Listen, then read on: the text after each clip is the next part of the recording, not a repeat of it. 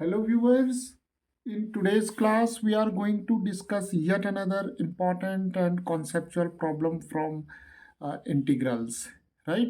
So in this lecture we are going to solve this important integral which is from 0 to 1, and the integrand is log x raised to n, where this n is a natural number, right? So n belongs to the set of natural numbers, and here we have logarithm of x, and here log x is the natural log, that is with base e, right? So we can also write log of x as ln x, right? But we'll prefer this notation, right? So let us start and let us see how we can solve this important integral with the help of gamma functions. So let us take this integral as I, right? And let us make the substitution as y is equal to log of x, right? So when we take y is equal to log of x, it implies that x is equal to e raised to y, right? Okay, now if we differentiate x with respect to y, then we have dx over dy is equal to e raised to y, right? Because the derivative of e raised to y with respect to y is e raised to y. So now we have dx is equal to e raised to y dy, right? So for this dx we have e raised to y dy, right? Now here the limits vary from 0 to 1, right?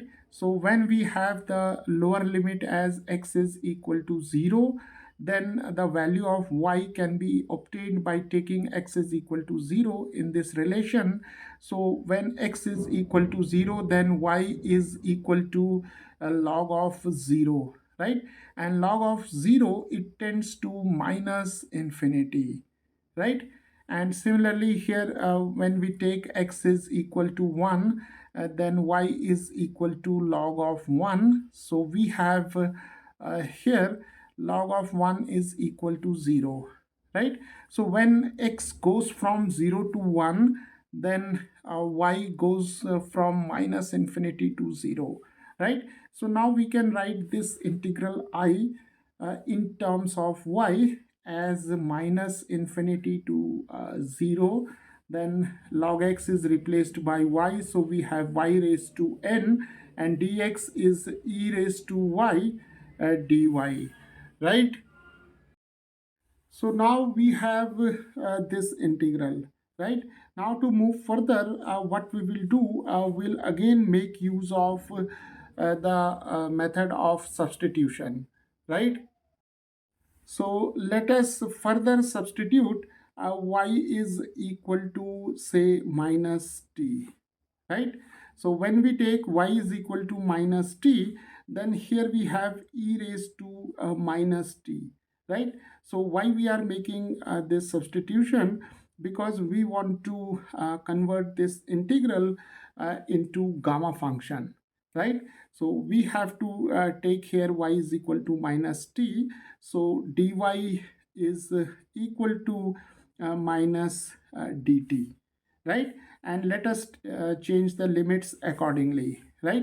So here see y varies from minus infinity to 0. So now let us take t is equal to minus y, right? So when y is equal to minus infinity, or in other words, we can say that when y tends to minus infinity, then t tends to negative of infinity, because here we'll take y is equal to minus infinity, so that is positive infinity, right? So when y tends to minus infinity, then t tends to infinity. And similarly, when y is equal to 0, then obviously t is equal to minus 0, that is equal to 0, right? So now we can write this integral I in terms of t as integral. Here we have infinity, here we have 0. For y we can write minus t, and this is raised to n, and we have e raised to minus t, and for dy we can write minus dt, right? So now to neutralize this negative sign, let us interchange the limits, because we know that a to b f of say t dt is equal to negative of b to a f of t dt. So when we interchange the limits, then we put a negative sign before the integral sign, right? So we can neutralize this negative sign by interchanging the limits. So I is now 0 to infinity. We have minus t raised to n and e raised to minus t dt, right? Okay, now let us take this or we can rewrite this integral as 0 to infinity minus 1 raised to n t raised to n e raised to minus t dt. So now we can take this minus 1 raised to n outside the integral, and then we can write 0 to infinity t raised to n can be written as n plus 1 minus 1, right? And here we have e raised to minus t dt, right? So now we have written this integral in this form, and we can easily see that this integral is gamma of n plus 1. Now viewers, see gamma of n is defined as 0 to infinity t raised to n minus 1 e raised to minus t dt, right? So this is the Euler's integral. So gamma of n is defined like this: 0 to infinity t raised to n minus 1 e raised to minus t dt, right? And here we see that for this n we have n plus 1, right? And remember, n belongs to the set of natural numbers. So now this integral I is given by minus 1 raised to n, and here we have gamma of n plus 1, right? So the value of this integral is minus 1 raised to n gamma of n plus 1, where n belongs to the set of natural numbers. So viewers, we can also express this result as I is equal to minus 1 raised to n, and gamma of n plus 1 can be written as n factorial, right? Because when n is a natural number, then gamma of n plus 1 is equal to n factorial, right? So now we can write the value of this integral equal to minus 1 raised to n and factorial n, where n belongs to the set of natural numbers. So now let us quickly find out the values of these two integrals with the help of this result, right? So in this problem we have 0 to 1 log x raised to 4, and 4 is natural number, right? So the value of n is 4. So the value of this integral can be written with the help of this result. So we have minus 1 raised to 4, and then we have here 4 factorial, right?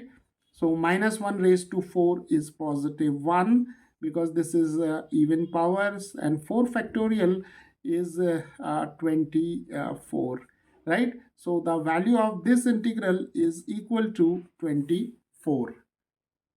Now similarly we can find out the value of this integral. Here we have 0 to 1 log x raised to 10, and 10 is a natural number, right? So the value of this integral can be calculated with the help of this result. So we have minus 1 raised to 10, and here we have 10 factorial. Minus 1 raised to 10 is positive 1, and we have 10 factorial. So this is simply factorial 10, right? We can calculate the value of 10 factorial. Hello viewers, In today's class, we are going to discuss yet another important and very conceptual problem from integrals, right? So in this lecture, we are going to solve this integral using the concept of gamma function, right?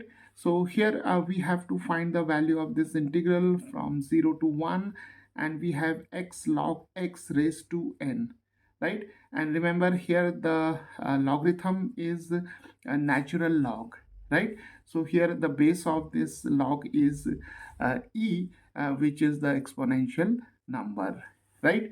So let us take this integral as I, and we'll solve this integral by making use of the concept of integration by method of substitution.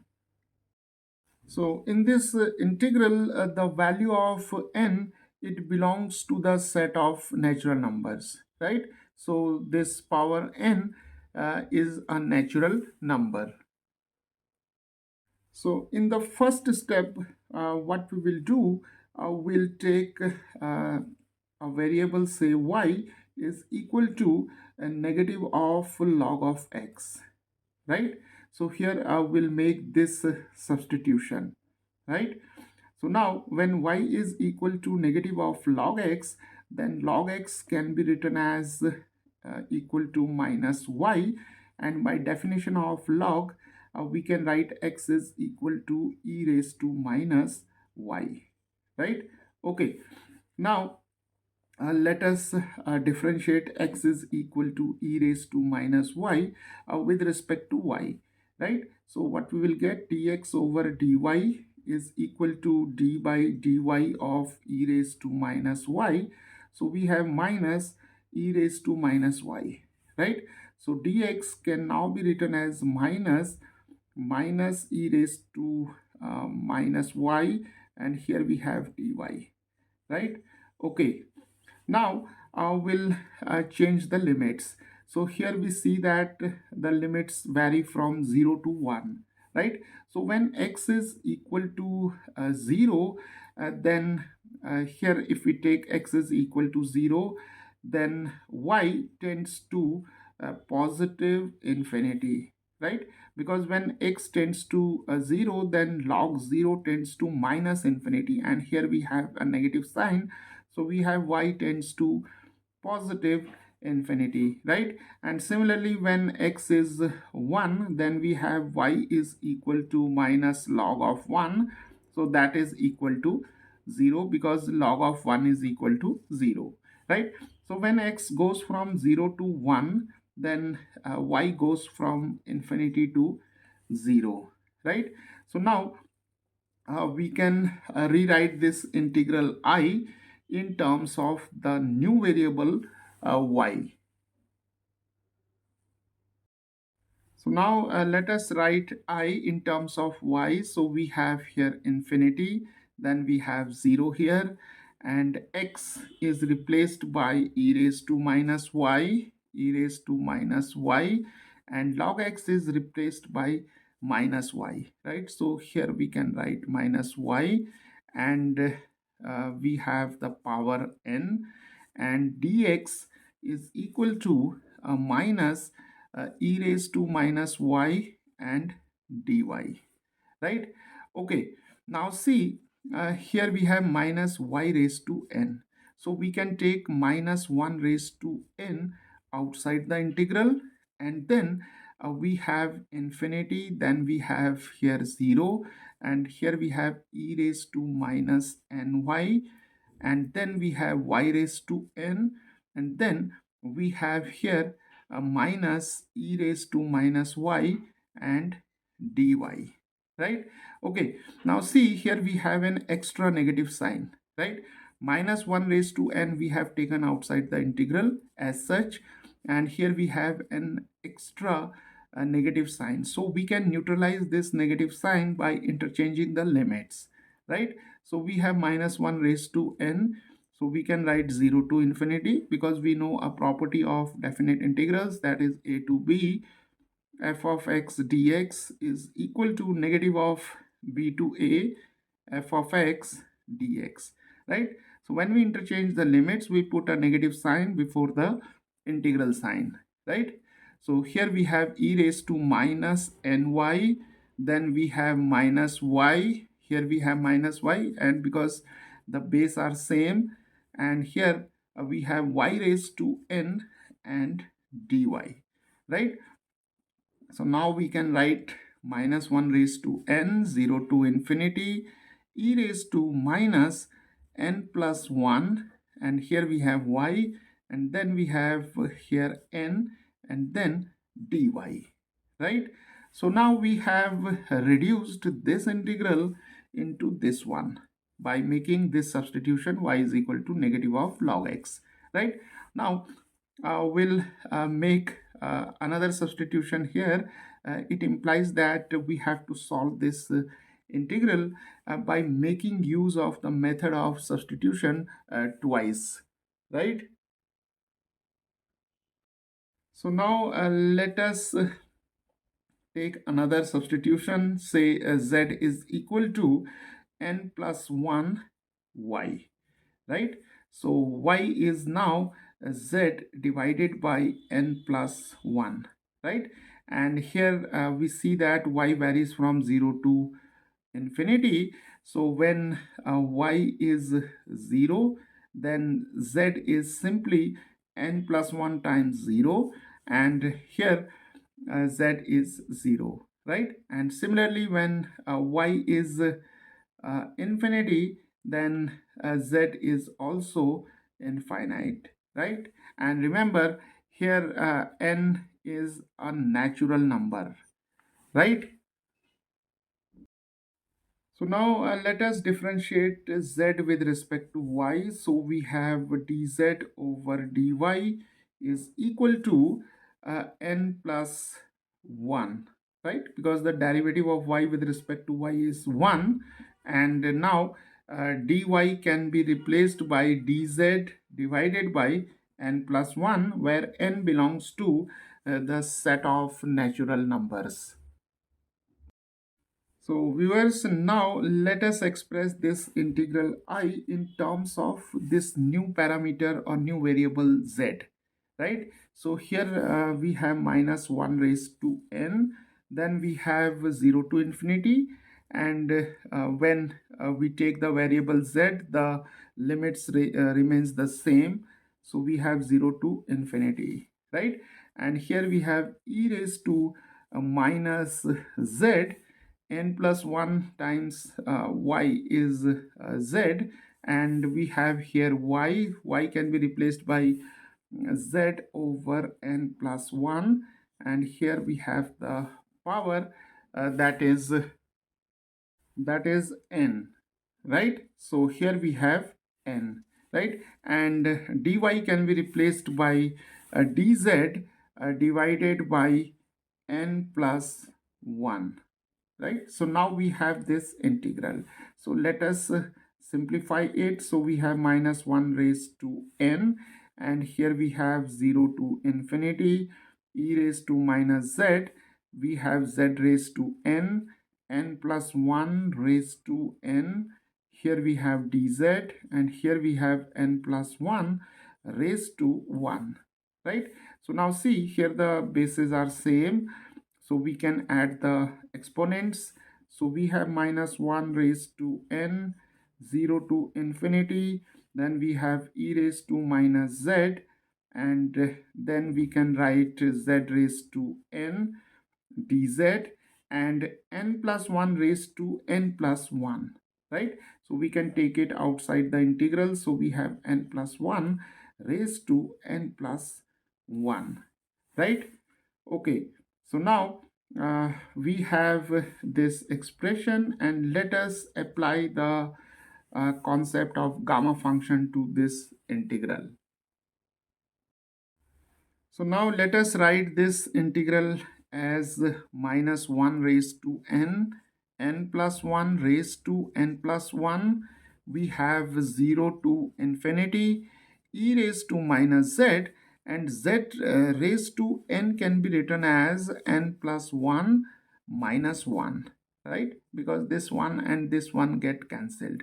Why we have introduced here n plus 1? Because see, gamma of m is defined as 0 to infinity e raised to minus z and z raised to m minus 1 dz, right? So this is the famous Euler's integral, and this integral 0 to infinity e raised to minus z, z raised to m minus 1 is given by gamma of m, right? So if we compare these two integrals, then we can see that m can be replaced by n plus 1, right? So this integral now it takes the form gamma of n plus 1, right? So I can be written as minus 1 raised to n plus 1 raised to n plus 1, and here we have gamma of n plus 1, right? So viewers, the value of this integral is given by this expression, right? Now here we see that our n belongs to the set of natural numbers, right?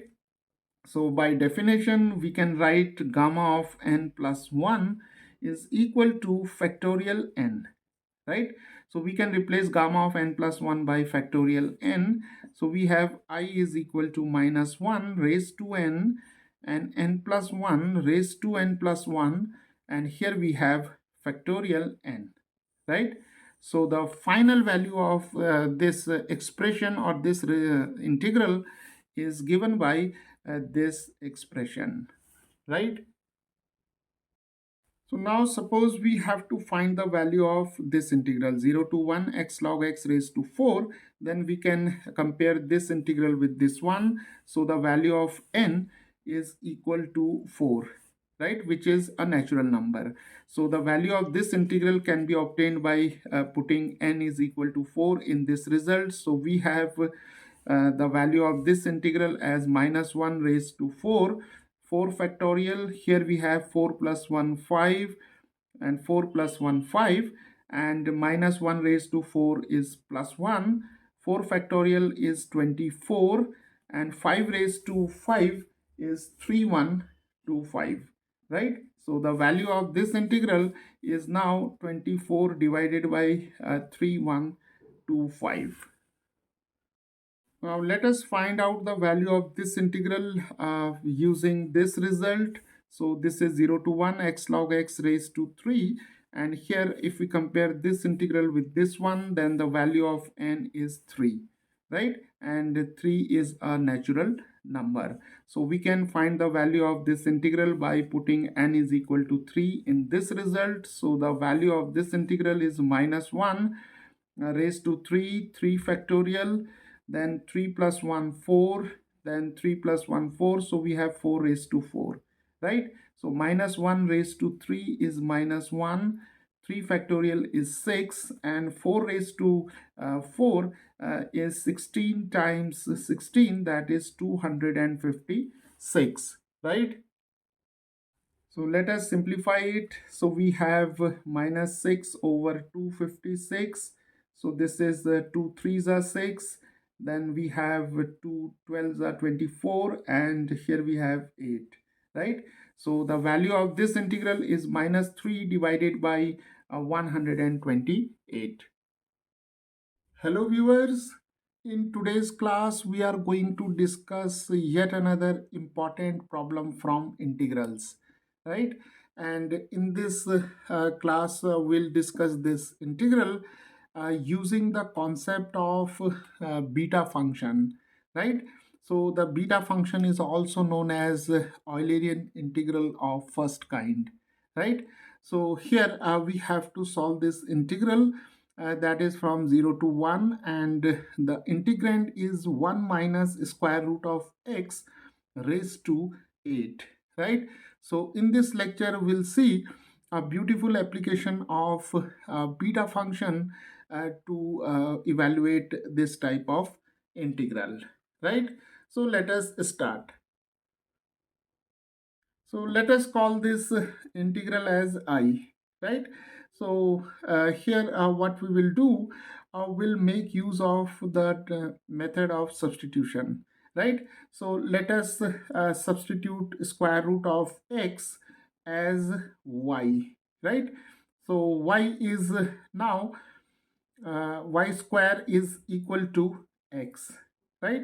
So let us differentiate both sides. So dy square is equal to dx, so we have 2y, dy is equal to dx, right? Now let us change the limits, right? So here x varies from 0 to 1. So when x is 0, then the value of y can be calculated from this relation. So y is equal to square root of 0, that is equal to 0.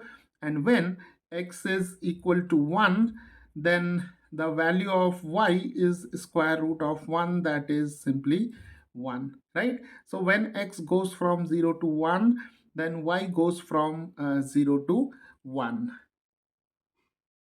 So now let us express this integral in terms of this new variable y, right? So now we can write I is equal to 0 to 1. We have 1 minus square root of x, which is replaced by y, and we have here the power 8, and dx is replaced by 2y dy, right? Okay, so now this 2 can be it can be taken out outside the integral. So we have 2, 0 to 1, 1 minus y raised to 8, and we are left with only y, right? So now we can express this integral as 0 to 1, and here we have y raised to 1. So y raised to 1 can be written as 2 minus 1, right? And 1 minus y raised to 8 can be written as 9 minus 1, right? So we have written this integral in this form in order to convert it into beta function. Now see, the beta function, that is beta mn, is defined by this integral, that is 0 to 1, and we have say x raised to m minus 1 and 1 minus x raised to n minus 1 dx, right? Where m and n are greater than 0, right? So this integral is known as beta function, or the Eulerian integral of first kind. And here we see that this integral is similar to this one, right? Except the variable. So here we have y and here we have x. And see, if we compare this integral with this one, then see the value of m is 2, right? So this is m, and here we have 1 minus x, here we have 1 minus y, and the value of n is 9, right? So we have now this integral, that is 0 to 1 y raised to 2 minus 1, 1 minus y raised to 9 minus 1 dy is equal to beta of mn. So here we have beta, m is 2 and n is 9, right? So now this integral I can be written as 2 times, here we have 2 a factor, and then we have beta of 2 comma 9, right? So now we know that an important relation between the beta function and the gamma function, beta mn, is given by gamma of m, then gamma of n, and divided by gamma of m plus n, right? Where m and n are greater than 0, right? So here we have m is equal to 2 and n is equal to 9. So using this relation, we can write beta 2 comma 9 as gamma of 2, gamma of 9, and then we have gamma of 2 plus 9, right? So now we can write this integral I as 2 times gamma of 2, and we know that gamma of n is defined as, that is gamma of n plus 1 is defined as n factorial, right, where n belongs to the set of natural numbers, right. So here, so when n belongs to the set of natural numbers, then gamma of n plus 1 is equal to n factorial. So here we have gamma of 2, right? So gamma of 2 can be written as 1 factorial, and then gamma of 9 can be written as 8 factorial, and in the denominator we have gamma of 11, and gamma 11 can be written as, here 1 factorial is 1, 8 factorial, and then gamma of 11 is equal to 10 factorial due to this relation, right. So now we can write 2 times 1 times 8 factorial.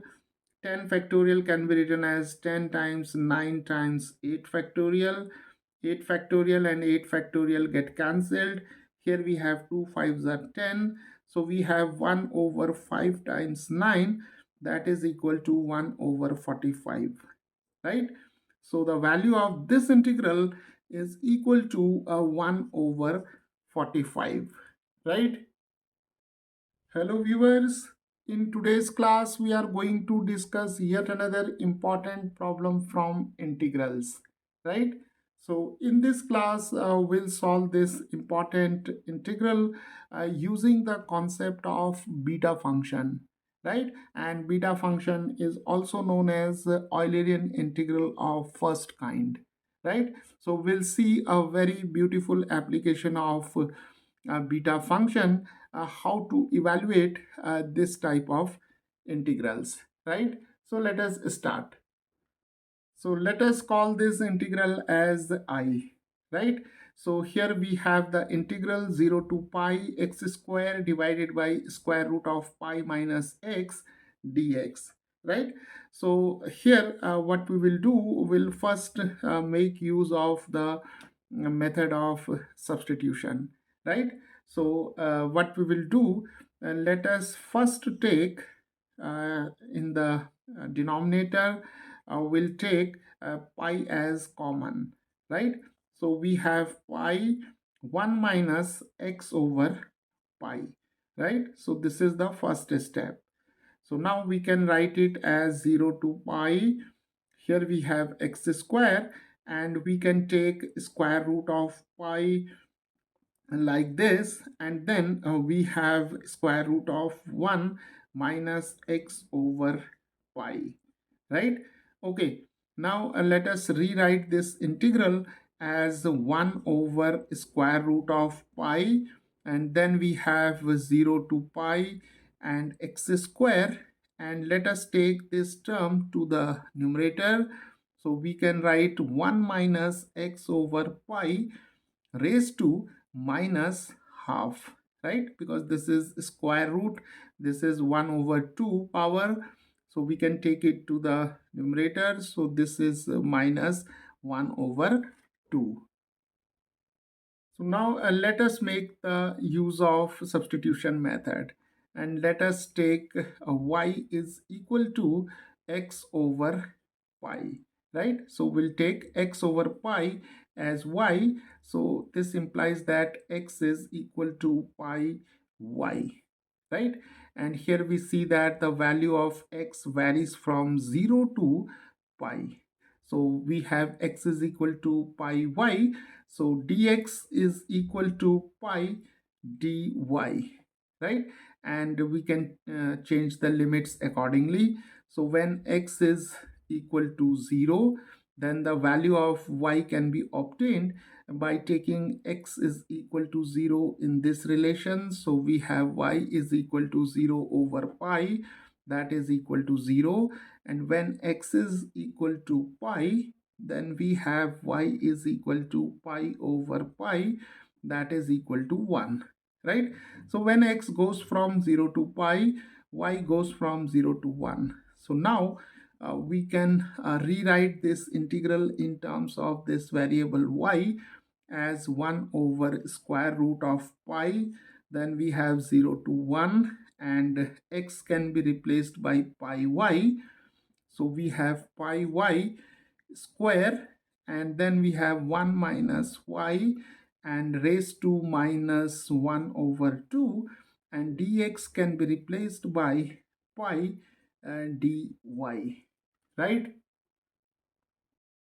So let us arrange the terms here. So we have 1 over root pi, and see here we have pi square and here we have pi, right? So pi square times pi is pi cube. We can take pi cube outside the integral sign. Then we have 0 to 1, and here we have y square, and then we have 1 minus y raised to minus half, and here we have dy, right? So now let us again rearrange this integral. So we have I, here we have pi cube, here we have square root of pi, which is pi raised to half.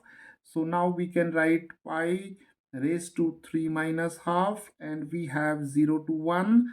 Y square can be written as y raised to 3 minus 1, right? Because 3 minus 1 is 2, and here we have 1 minus y, and here we have power minus 1 over 2. The exponent is minus 1 over 2, that is the half minus 1, right?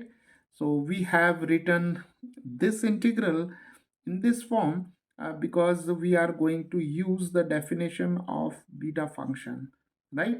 So the beta function is defined as beta mn as 0 to 1, that is x raised to m minus 1, 1 minus x raised to n minus 1 dx, right? So if we compare this integral with this one, then we see that the value of m is equal to 3 and the value of n is equal to half, right? So n is half.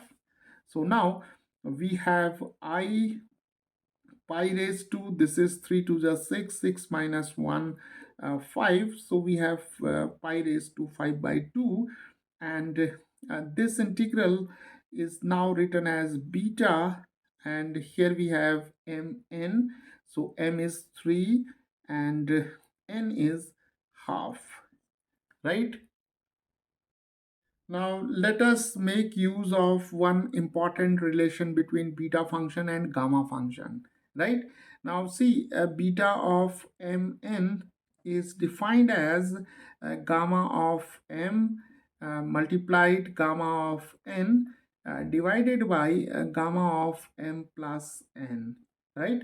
Where m and n are both greater than 0, right? So here we have m is equal to 3, n is equal to half, and 3 and half are both greater than 0, right? So now due to this relation, we have pi raised to 5 by 2, and here we have gamma of 3, then we have gamma of half, then we have gamma of 3 plus half, right? So this is pi raised to 5 by 2, gamma of 3, gamma of half, and here we have gamma of 5 by 2. Sorry, here we have 3 to the 6, 6 plus 1, 7, right? So we have gamma of 7 over 2. So now let us write the values of gamma of 3 and gamma of 7 by 2, right? So gamma of 3 is equal to 2 factorial, right? Because we know that gamma of n plus 1 is equal to n factorial when n belongs to the set of natural numbers, right? Or when n is 0, then we have gamma of 1 is equal to 1 factorial, that is 0 factorial, that is equal to 1, right? So using this relation, we have gamma of 3 is equal to 2 factorial, which is equal to 2, right? And using an important relation, that is gamma of n plus 1 is equal to n times gamma of n. We can write gamma of 7 by 2 as 5 by 2 times 3 by 2 times half, and then we have gamma of half, right, due to this result. So now this integral I can be written as, here we have pi raised to 5 by 2, gamma of 3 is equal to 2 factorial, and here we have gamma of half, and in the denominator we have gamma of 7 by 2, and due to this result, gamma of 7 by 2 is equal to 5 by 2 times 3 by 2. Here we have half, then we have gamma of half, right? So we know that gamma of half is equal to square root of pi, right? So these two terms get cancelled. So now we have pi raised to 5 by 2. 2 factorial is 2. Here we have 15 divided by 8, right? 5 3s are 15. 2 times 2 times 2 is 8. And we have pi raised to 5 by 2. 2 times 8 divided by 15, right? So taking this 8 to the numerator. So we have 2 8 just 16. So we have 16 times pi raised to 5 by 2 divided by 15, right? So the value of this integral is equal to 16 over 15 times pi raised to 5 by 2. So viewers, this is how by the application of beta function we can evaluate these kind of integrals.